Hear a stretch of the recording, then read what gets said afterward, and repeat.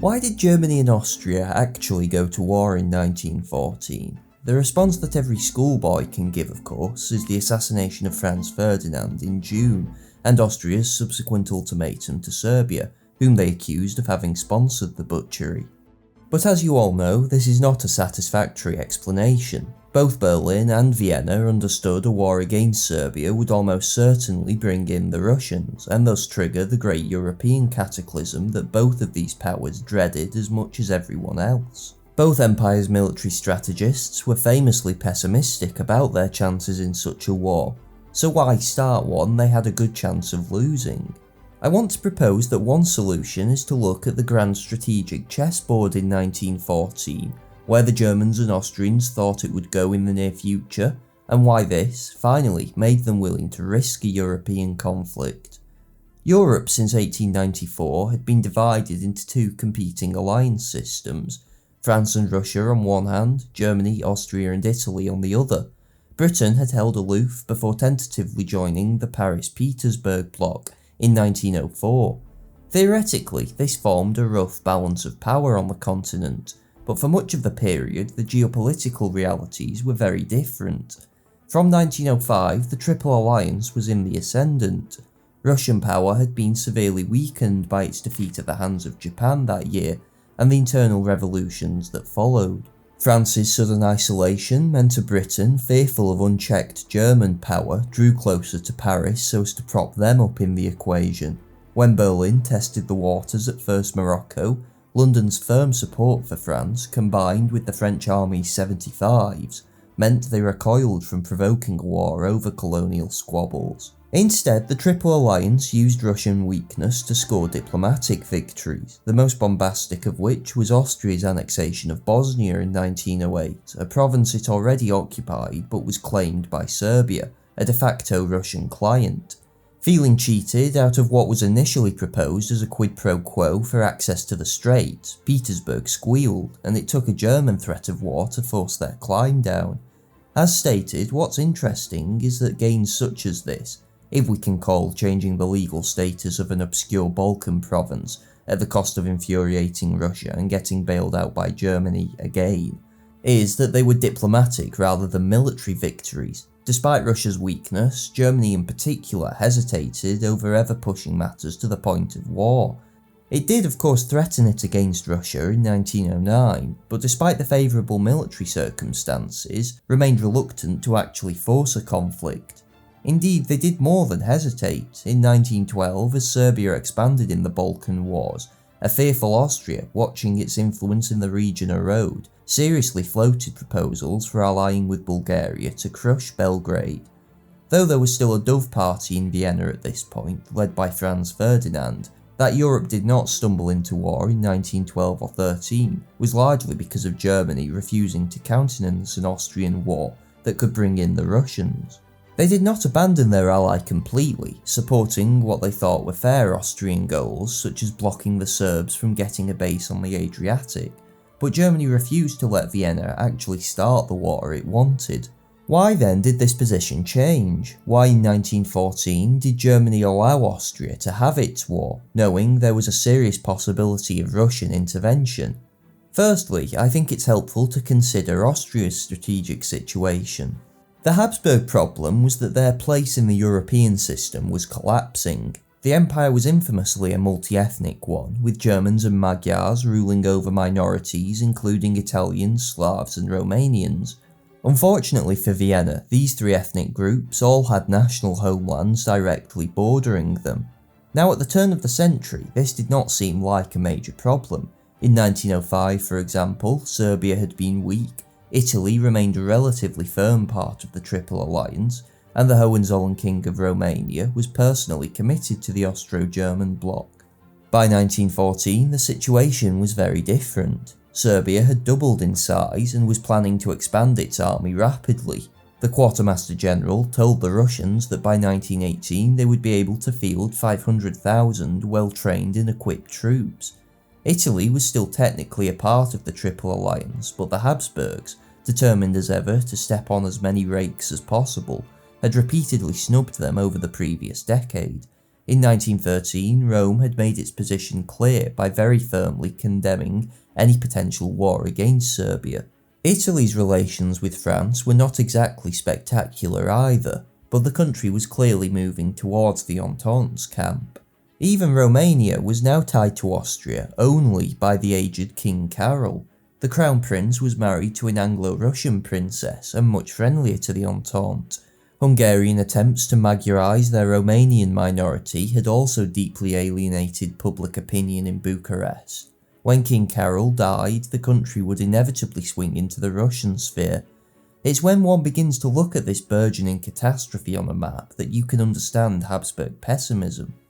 They very nearly lost as it was in 1914, against a Serbia still recovering from the Balkan Wars, a neutral Italy and Romania, and a Russia that had not yet completed the Great Programme.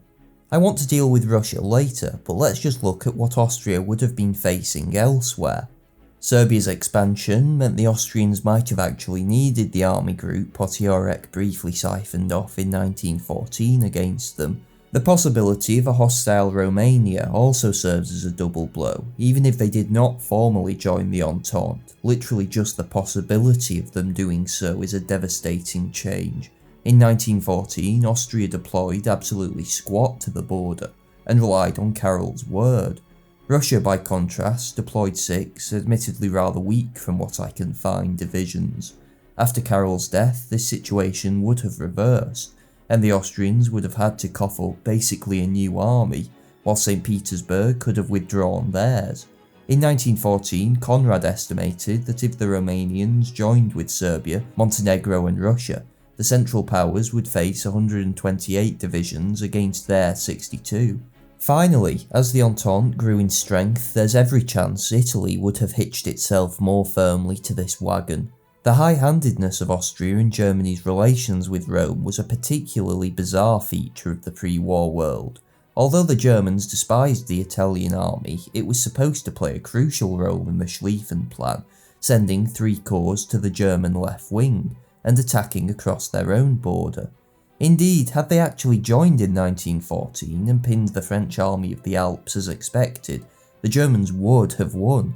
Instead, because apparently pretending to like Italians was too much trouble even for the sake of European domination, Rome sat back when war came and Joffre was able to move his Alpine divisions to the Marne.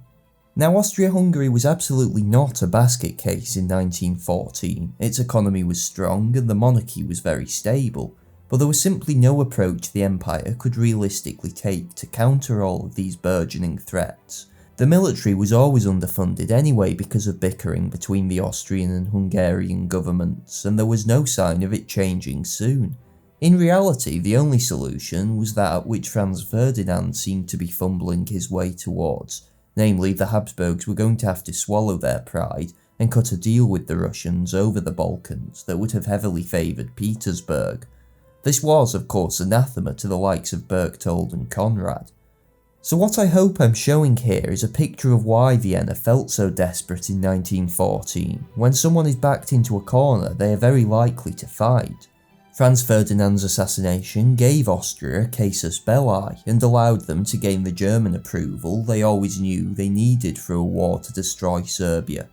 In truth, there was nothing particularly unique about resorting to military action to subdue a strategic threat. The British had done so against the Boers, the Italians against the Turks, the French to an extent in Morocco, and the Russians had attempted it with Japan. The difference with Serbia was, of course, that it would likely trigger the Great European War. And so, for all its bluster, the Germans always stopped short of agreeing to such a campaign. Why then, having rejected Austrian plans in 1912 and 13, did the Germans approve in 1914? Again, I think the strategic context can provide some insight. As stated, from 1905, great power interactions revolved around the basic fact of Russian weakness. This does not imply the Germans thought Russia was helpless, but what it does mean is that the Triple Alliance had more freedom of action in international affairs. 1911 saw this change dramatically. The major reforms Russia had implemented after the Japanese War, from land tenure and labour rights to railroad administration, all started to bear fruit. Combined with further loans from France and a period of excellent harvests, Russia had an extremely healthy balance of trade with rapidly growing state revenues.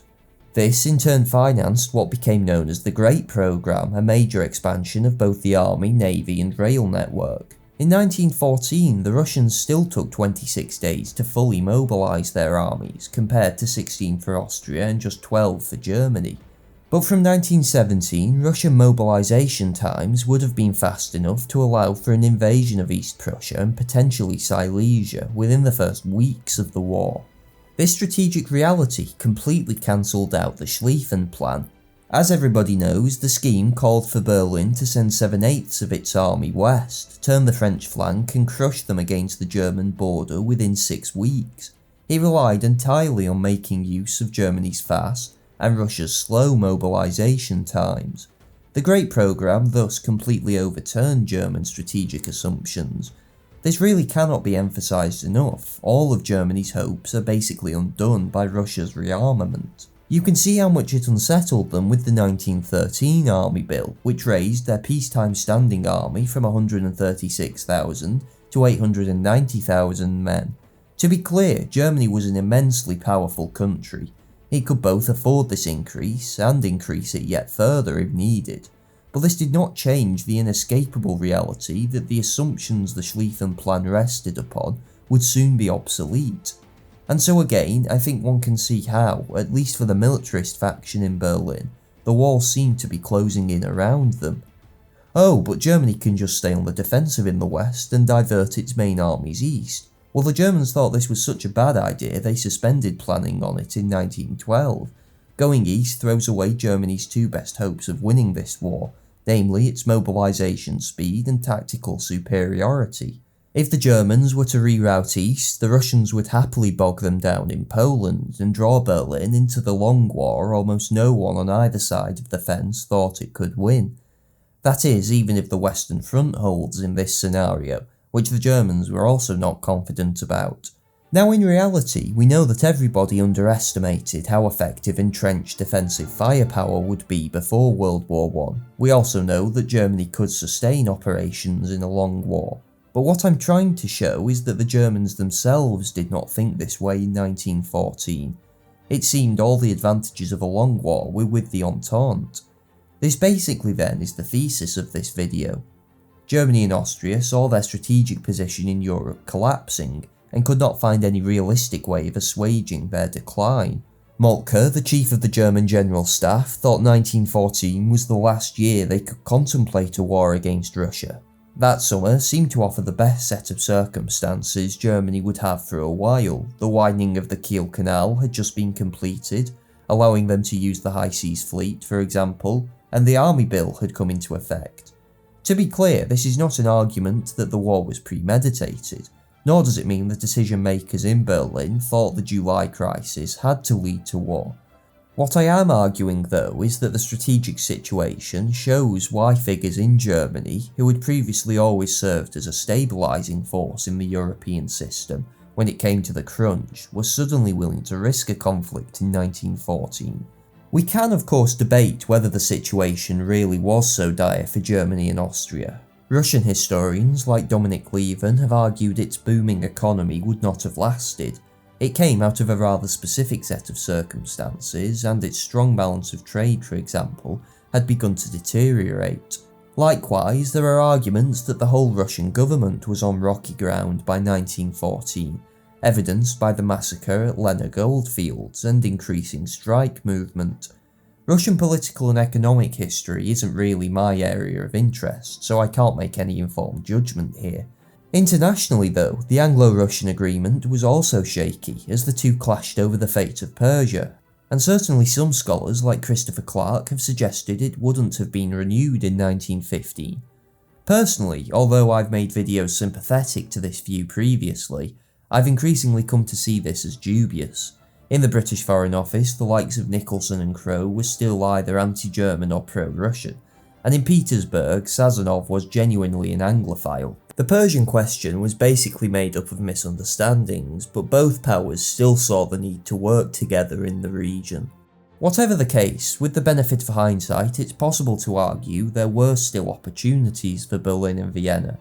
But of course, what's important is not our view, but that of the German and Austrian foreign officers, and their views were exceptionally dire. I don't claim this is the solution to the origins of the First World War, not by a long way. The conflict has many fathers, of course, but I do think the international situation can give us an insight into why those fateful decisions were made in 1914.